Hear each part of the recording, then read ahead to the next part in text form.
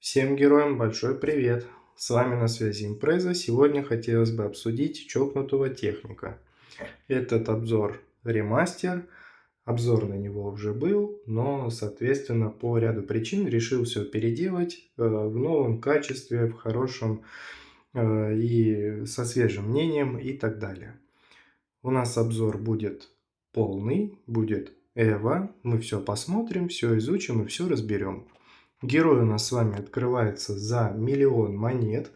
И здесь давайте сразу обсудим, в какой же момент его лучше всего открывать. Я его открыл практически по возможности сразу же, как только у меня была возможность это сделать. Но вам я рекомендую его открывать именно в тот момент, когда 1 000 000 монет для вас будет, ну скажем так, ерундой. То есть вы, допустим, в какой-то определенный момент в игре начнете фармить, например, библиотека, или на 140 уровне вы будете в джунглях, да, находиться. Вот когда вы будете стабильно приносить за забег, ну хотя бы там 800 тысяч монет, или даже лучше пусть будет это 1 000 000, то вот примерно в эти моменты лучше всего его открывать, чтобы для вас чокнутый техник был по цене одного забега, грубо говоря. Пусть даже если с удвоением, то есть вы заработали 500, удвоение нажали, 1 000 000, все, вы его открыли. То есть не спешите, не нужно его открывать, когда вы зарабатываете там порядка 100 тысяч монет, там 50, не нужно 10-15 раз бегать. Лучше чуть-чуть подождать, оттянуть этот момент и открыть его тогда, когда для вас это будет комфортно. Дальше. В каких режимах он у нас будет полезен? Он полезен в большинстве режимов, то есть его можно использовать в обычных, в сложных главах. Также он немало полезен будет при использовании, точнее при прохождении кошмара, но до определенного уровня. То есть мы с вами должны понимать такую вещь, что кошмар у нас до... Вот здесь, по-моему. Да, до вот этого момента в кошмаре есть вот такие модификаторы. То есть мы с вами уклонение режется, регенерация режется и все остальное, да. Если мы с вами перейдем на 121 уровень, то у нас добавляется вот эта надпись «Перезаписать». Скорость передвижения у нас будет 9. Что это значит? Это значит, что если скорость ваша передвижения равна, допустим, условно 7 метров в секунду, то она перезапишется, и ваш герой побежит быстрее на 2 метра в секунду. То есть вы будете бежать ровно 9 метров в секунду. Если ваша скорость передвижения равна 10 и более, 11, 12, 13, 15 и так далее, то тоже она перезапишется, и скорость вашего передвижения будет равна также 9 метрам в секунду. Все, то есть этим нужно пользоваться именно до 120 уровня. О том, как правильно бегать, как правильно проходить кошмар, ролики есть, можно посмотреть в разделе руководства, пожалуйста, изучайте и проходите с комфортом. Непосредственно вернемся к герою, посмотрим, что у него здесь. Здесь у нас куча всего, да? Здесь у нас и бонус к опыту идет, и также защита присутствует, и скорость передвижения чуть-чуть у нас увеличена. Область эффектов, магнетизм плюс 100%. Ну, не прекрасно ли это? Ну, конечно же, это хорошо. То есть все эти преимущества нам будут на руку. Таких героев мы любим, таких героев мы ценим и находим им применение. Что еще могу сказать? То есть, что еще могу отметить именно по нему? На ранних этапах комфортно будет за него проходить такие режимы, как подземелье. Также неплохой вариант для прохождения арены. Ну и в целом-то он сам по себе неплохие результаты показывает вообще в большинстве режимов. То есть он своего рода такой универсальный боец, но на начальных этапах игры. То есть в какой-то момент вы уже потом пересядете на других героев, но техник будет вам верным спутником и другом именно вот на начальном этапе игры. Далее, что у нас здесь по глобальным усилениям? Скорость Передвижение для всех растет на 5%. Это очень хорошо, потому что играть медленно неприятно. Это некомфортно. Нужно быть быстрым, шустрым и передвигаться, то есть как можно быстрее там, где это возможно. Поэтому плюс 5% это хорошее глобальное усиление. Несмотря на то, что мощность от этого наша с вами не растет. Ничего в этом страшного нет. Стандартное глобальное усиление на 70 уровне. Прибавка в 12,5% к урону. И все герои будут которые разделяют фракцию вот этих вот механистов-изобретателей, у нас получают 7,5% к области эффектов. То есть изобретатель, если он, конечно, есть, будет благодарен. Да там в целом-то и все герои, которые связаны, то есть они это усиление получают, и в области много не бывает, имейте это в виду, поэтому это глобальное усиление для фракции, оно также будет полезно. И еще 5% к области эффектов мы с вами получим, если откроем 120 уровень. Личный персональный баф на 140 уровне это плюс 3 апгрейда на старте. Но если вы проходите арену, конечно же это хорошо. Но к тому моменту, когда вы сделаете техника, уже доведете его до 140 уровня, скорее всего у вас уже будет куча альтернативы, поэтому не так важно это на самом деле. Вот эти 3 апгрейда на старте это хорошее усиление, но играть вы будете скорее всего к этому моменту уже другими героями, поэтому особого смысла в этом нет. Ну есть и есть, хорошо, пусть будет так. В скиллах у него есть интересные моменты, которыми стоит пользоваться. Я немножко его прокачал я его уже давно, и объясню, почему я его прокачал. В тот момент, когда я проходил кошмар, мне было тяжеловато, я постепенно вникал в этот режим, пытался разобраться, что к чему и так далее. И пробовал, тестировал путем проб и ошибок, разговаривал с ребятами, кто продвинулся намного дальше меня. И очень часто в чате я скидывал скрины с статистикой прохождения уровней, играя именно за чокнутого техника. То есть в этом плане, в прохождении кошмара, опять же подчеркну, до 120 главы он показывал себя более чем здорово. Здесь у нас работал вот этот скилл, который называется перегрев. Он увеличивал скорость передвижения и сокращал время перезарядки на 20% на 5 секунд каждые 11 секунд. То есть изначально у меня этот навык был на 15 секундах. 2 раза я его подтянул и 4 секунды тем самым я сократил. То есть каждые 11 секунд техник бежал чуть-чуть быстрее. Я это чувствовал, я это ощущал, и мне это очень сильно помогало отрываться от мобов. И вся его атака была направлена на заднюю часть, то есть на следы. То есть получается, вот он бежит, оставляет следы, все вот это за ним падает, все там бабахает, и мобам было от этого нехорошо, а мне, соответственно, было от этого только здорово и отлично. То есть в этом плане техник был шикарен. Но после 120 уровня скилл вот этот, он уже просто не работает в плане передвижения как минимум. И актуальность техника со 121 уровня, она просто теряет смысл. Здесь напалмовый след. Мины, которые мы с вами выпускаем, они оставляют горящие участки после взрыва, нанося 180% урона оружия любым врагам, которые проходят через них. То есть здесь у нас все ориентировано на урон, и это прекрасно, это нужно прокачать, то есть нам от этого станет только легче. Сильно углубляться в прокачку не стоит, то есть прокачайте, ну хотя бы вот до 3 уровней. Ульта. Урон от мин заполняет ульту.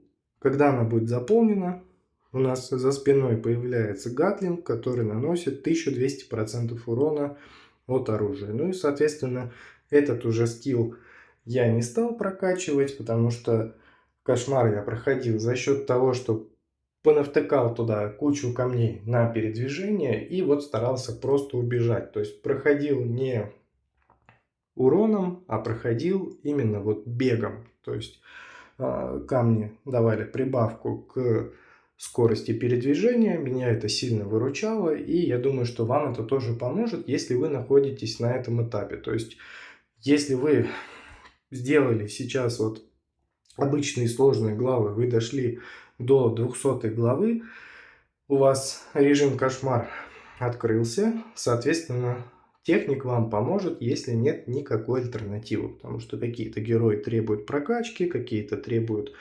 снаряжения и так далее. Этот же вот он сам по себе, вот никаких особо там преимуществ и привилегий ему не надо, вот только скилл ему хотя бы чуть-чуть подтяните, там сделайте 3 звезды и все, больше ему ничего не надо будет, абсолютно. Далее, давайте перейдем в кузницу, посмотрим, что здесь. Здесь расклад такой, либо мы с вами сокращаем перезарядку, либо прибавляем урон. Ну и соответственно не забываем про ограничения в перезарядке. В кошмаре в том же самом у нас идет 40% этот показатель. Для меня он не актуален, поэтому я выбрал левую сторону и поставил все на урон. Если для вас актуально поднять, сократить, поднять, как хотите, показатель перезарядки, то можете его поставить. Но урон, на мой взгляд, будет более профитным, более правильным выбором именно на первом уровне в кузнице. Либо на втором уровне, либо у нас идет прибавка в 10% к области эффектов, либо плюс 20% к длительности статус эффектов. Здесь я решил, что для меня профитнее будет выбрать именно область эффектов, и так и оставил, потому что длительность эффектов, она, конечно, хороша, она тоже имеет роль немаловажную, но как бы не так это важно, как область эффектов, потому что полезность длительности эффектов, вот сейчас постараюсь объяснить, главное, чтобы вы не запутались и не восприняли длительность эффектов как что-то ненужное. Нет, это нужно. Но в какой-то момент вы будете понимать, что прибавка к области, она будет эффективнее. В том плане, что длительность эффектов, она может потерять полезность в тот момент, если вы мобов будете очень быстро убирать. Вот. И, соответственно, этот скилл, не скилл, точнее, направление в кузнице, оно будет чуть-чуть, но не актуально. Поэтому я поставил левую сторону. Здесь глобальное усиление хорошее, повышает мощность. И на боссе тоже это будет чувствоваться. Урон, наносимый оглушенным врагам, получает у нас множитель 1,05. То есть это очень и очень хорошо, это нужно открывать в любом случае. Эва, 4 уровень и 5 уровень у меня за время игры уже естественно прокачались, потому что арена была много раз на техника, и соответственно давайте смотреть. У нас с вами добавляется статус эффект. Мощные взрывы, которые будут у нас оглушать врагов. И по опыту вам скажу, что Эва, оно увеличивает область действия вот этих мин. То есть зона поражения, она у нас будет увеличена. Вы это все будете видеть и ощутите это в полном объеме. Дальше. Либо плюс 10% к области эффектов, либо можно поставить для повышения урона. Мы вот включаем вот этот множитель на правой стороне. То есть вот эта связь у нас с вами будет работать. Эва оглушает, и, соответственно, по оглушенным врагам у нас урон будет выше. То есть все ориентировано на урон. Что еще? Что еще можно отметить? Да больше-то в целом и ничего. То есть все основные моменты какие-то я вам рассказал. Так, ну и давайте, наверное, попробуем. Отойдем от традиций. Побегаем в кошмаре. Да, я думаю, да, можно побегать, посмотреть, потому что наглядно будет видно, как вообще бегать. То есть ролик, в котором я показываю, как правильно бежать, и техник в этом плане, он очень хорошо подходит вообще для этой роли, потому что у него вот эти мины, они оставляют за собой след, то есть они не сразу же, не моментально себя проявляют. Вот. И, соответственно, траекторию бега можно увидеть. В этом плане он будет очень и очень полезным. Так, я сейчас стараюсь выбрать палки такие, которые нам не будут мешать наблюдать за траекторией движения, поэтому выбираю то, что есть. Выберем вот так. Посох я здесь брать не буду, хотя посох хороший выбор. Ну, давайте смотреть, ладно. Как нужно бегать правильно? Вот, то есть мы с вами бежим, бежим, бежим, бежим. И стараемся вот в этих препятствиях не застревать. Палец мы не отпускаем. Вот, обратите внимание, точка горит. Левой рукой выбираю новое оружие. То есть мы продолжаем бег. Мы должны с вами натренироваться. И вот сейчас, когда мы с вами дойдем до Эва, Эва у нас с вами идет от книги области. Мы ее обязательно возьмем, и мы уже с вами увидим правильную линию для прохождения кошмара. И уже в целом вы видите, да, то есть вырисовывается такая бесконечная буква М. Это нам с вами и нужно. И вот сейчас вот обращайте внимание на радиус и на диаметр окружности вот этой зеленой, которая остается после того, как мина срабатывает. Так, ну что нам тут мешать не будет? Наверное, молот не будет мешать. То есть старайтесь вот делать ровный, острый угол, без плавных движений, без медлительности какой-то в ваших движениях. То есть нужно стараться бежать всегда под прямым углом. Не хочет нам никак книга области выпадать, но в этом страшного ничего нет. Я думаю, что обязательно она нам с вами выпадет. И даже если она не выпадет, то я думаю, что мы этот вопрос легко закроем через подземелье. У нас всегда с вами будет запасной вариант. Итак, бежим, бежим, бежим. Следим за препятствиями, стараемся их оббежать. Не хочет книжка выпадать никак. Пора уже. Уже пора.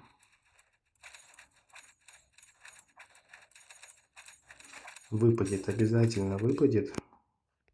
Должна будет выпасть. Фонарики, надеюсь, не мешают. Летают они тут сами по себе.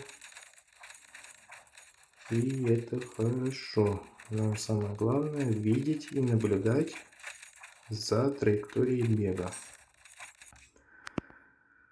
Обновим и возьмем то, что нужно. Вообще, кошмар — это такой режим, в который стоит однозначно пробовать заходить, пытаться. Это очень интересный режим, его нужно проходить. Так, давайте вот это возьмем.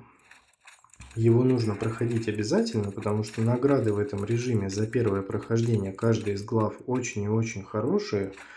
И старайтесь, проходите, пробуйте, должно все получаться. Там много урона не нужно для того, чтобы его полностью пройти. Да, там будут какие-то стопорные моменты, на которых вы посидите, там может быть день-два, может быть не будете нигде сидеть. Это в самом таком лучшем случае, если вы будете активно прокачиваться. И вот для прохождения как минимум до 120 главы техник вам очень и очень сильно поможет. Так, урон я даже не знаю, есть смысл брать или нет, потому что и так его много. Ну давайте возьмем. Ничего страшного в этом нет. Запоминайте, как бегать, пробуйте. Вот жалко, кстати, сейчас не могу продемонстрировать второй вот этот скилл. Вот, видите, чуть-чуть у меня палец соскочил, и все. И уже с правой стороны ребята на нас пошли. А так бежим, и все. И никаких проблем вообще абсолютно нет. То есть бежим спокойно. Так, клык возьмем. Клык у нас вообще в визуальном плане нам не мешает. Все очень насыщенно. Никак не хочет 5-й уровень нам падать. Не дает нам сделать Эво. Уже идет 2-я волна.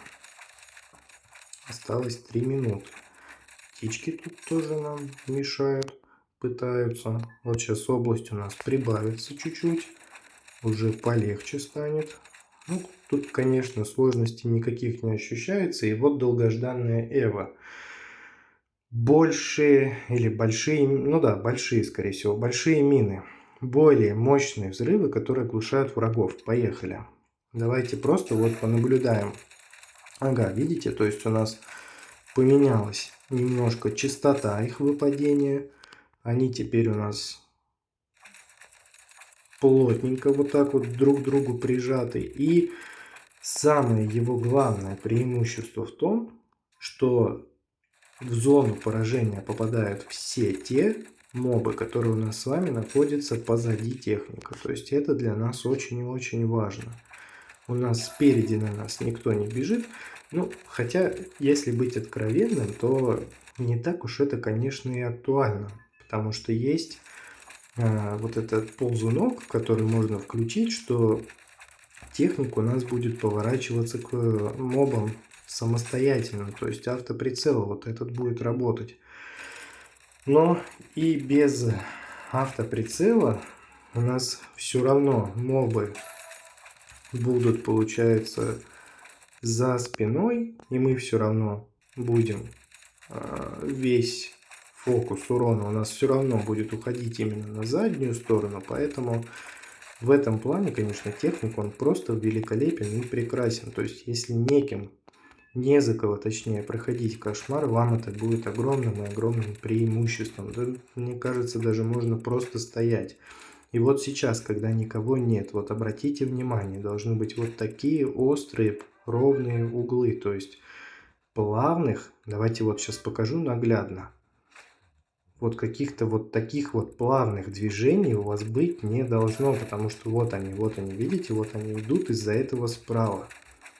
И если я буду как-то медлить, буду вот какой-то вот такой вот перескок делать, то есть не будет вот этих вот резких движений, резких острых углов, если их не будет, буду делать вот так, например, да, с правой части будут выходить ребята и будут пытаться нас с вами укусить. Нам это не нужно. Поэтому для прохождения кошмара стараемся делать именно вот такие острые углы. Так, ну-ка, давайте-ка его поймаем, если сможем. Вот, опять убежал. Ну, где-то я тут застрял. Застрял. Разочек можно здесь себе позволить. Ради чего бежал? Ради 10 камней. Ну, тоже не валяются, поэтому заберем. Плюс задание нужно было выполнить, поэтому нам это все только на руку. Вот, то есть запоминайте, вот такие вот ровные углы надо научиться делать. Учиться этому недолго. Можно вообще даже в целом вот просто бежать в одну сторону, пока вы не дойдете до какого-то препятствия. Для себя нужно просто уголочек найти, максимально комфортный, максимально удобный. Положение пальца тоже влияет. Вот. И после того, как вы его найдете, у вас кошмар пойдет как по маслу. То есть кошмар не покажется для вас режимом каким-то тяжелым, сложным, непроходимым. То есть все у вас будет идти легко и просто. Но опять же, повторюсь, да, будут моменты, которые будут вас напрягать, но если вы хорошо знаете теорию, для вас это будет все легко преодолимым препятствием. Так, остается у нас 3 секунды. Успешно мы с вами прошли. Ну, вот как-то так выглядит все в плане Эво-техника. Прекрасный герой, отличный вообще, вот просто его, ну, приятно за него играть. То есть вот он себя показывает более чем хорошо. Все, мне вот, например, от него больше ничего не нужно было. То есть он себя показал более чем удачно. Он прекрасно прошел те места, которые я не мог пройти за кого-либо другого. У меня просто не получалось. Он прошел это все без каких-либо сложностей. Пробуйте, пользуйтесь, тестируйте. Все сборки можно найти в закрытой группе. Ссылки все в комментариях. Кому нужно, вступайте. Мы вас ждем. Чат, кузница оружия, кузница героев и так далее. Тир-листы, полезные таблицы, много-много всего. Борт, журнал веду, какие-то записи интересные там стараюсь выкладывать, связанные с игрой. Вот, поэтому заходите, кому нужно. Ссылки все будут в комментарии и в описании. Кому надо, тот найдет. Все, вот такой вот обзор у нас получился на техника. Ремастер. Всем пока-пока. До новых встреч.